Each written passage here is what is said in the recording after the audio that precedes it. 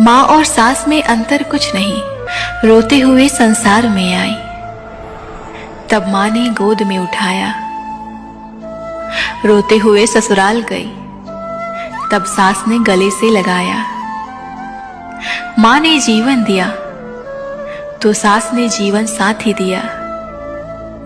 माँ ने चलना बैठना सिखाया तो सास ने समाज में उठना बैठना सिखाया। माँ ने घर के काम सिखाए तो सास ने घर चलाना सिखाया। माँ ने सुख में जीना सिखाया तो सास ने दुख में भी जीना सिखाया।